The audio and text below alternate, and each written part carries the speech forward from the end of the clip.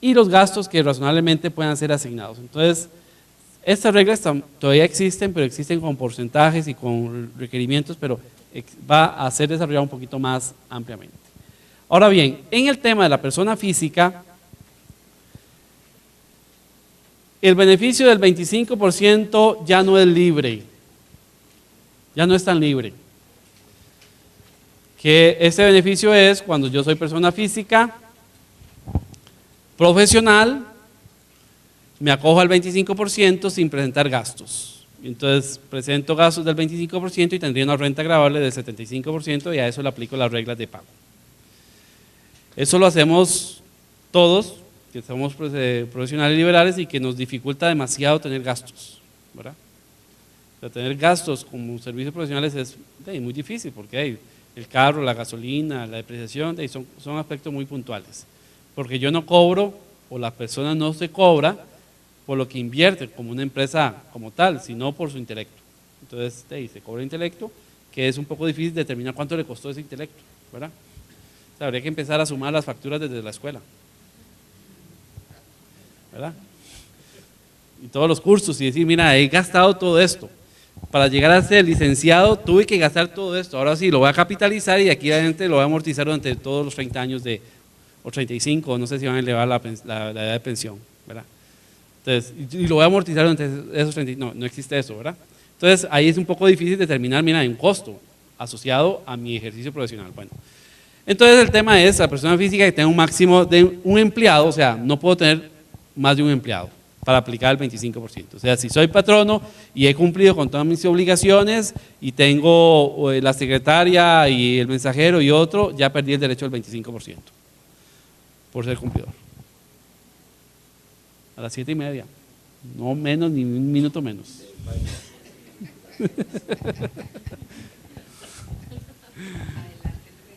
Sí.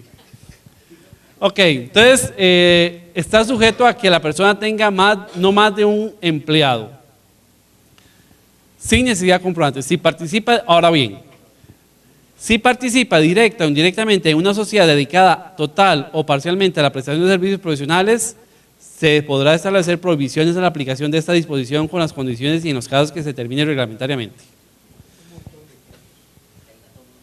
O sea, el 25%, entonces ¿para qué está?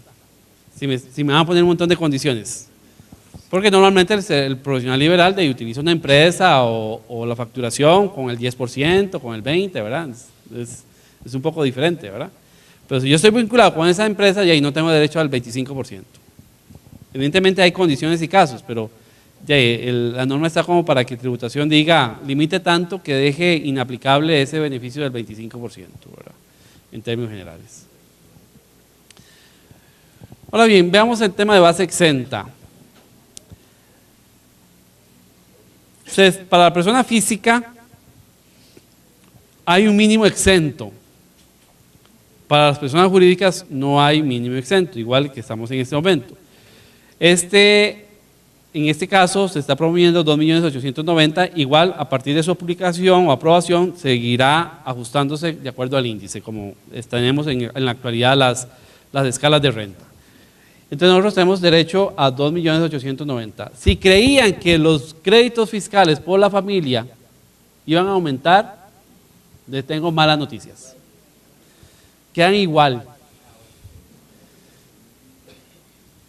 Quedan exactamente igual como están y entonces no hay, digamos, los montos anuales que se establecen ahí pues son muy poquitos, ¿verdad? Muy bajitos.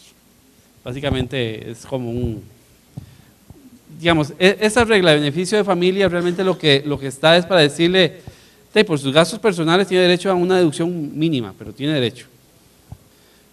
Porque por ejemplo hay gastos que todavía, digamos, hay consultas sobre eso. Mira, es que la norma dice, es gasto deducible todo aquello que sea útil, necesario y pertinente para generar renta gravable. Pero si yo me enfermo y no voy al médico y no trabajo y no tengo ingreso, entonces ¿por qué no es deducible los gastos médicos? Bueno, por ahí mira, si yo no tengo un vehículo y no puedo venir a trabajar, no puedo ir a otro lado, entonces tiene que ser algo deducible. Bueno, digamos, todo eso, bueno, ya salió otro ejemplo de los anteojos, ¿verdad? Mira, necesito una operación para la vista y cuesta $3,000, $4,000. Si no hago eso, de ahí no puedo trabajar. Todos esos casos surgen y los contribuyentes preguntan, pero es que ese es útil, necesario y pertinente. Pero existe una regla que es los gastos personales de manutención del contribuyente y de su familia no son deducibles de renta. Entonces hay una contradicción e interpretación y ni la dry cleaning funciona para los trajes, ni cualquier otra cosa que se les ocurra, ¿verdad? Ni mira, es que yo necesito ir a Cancún porque necesito desestresarme, ¿verdad? Tengo que ir allá y es útil, necesario y pertinente para poder generar renta, ¿verdad? Es necesario. Entonces, recomendó, sí. Bueno, entonces hagamos un seminario allá para ir, ¿verdad?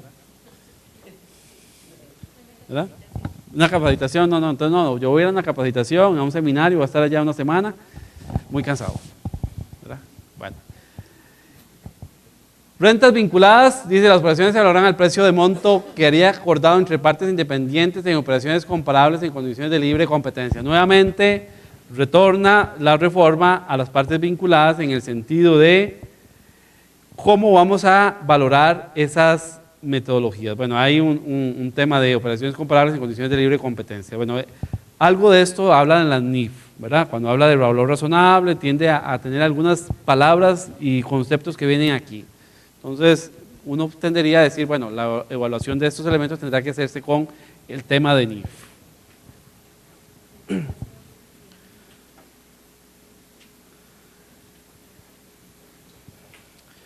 En el tema de partes vinculadas, a nivel internacional ya hay metodología definida para definir los precios a que transfieren partes vinculadas.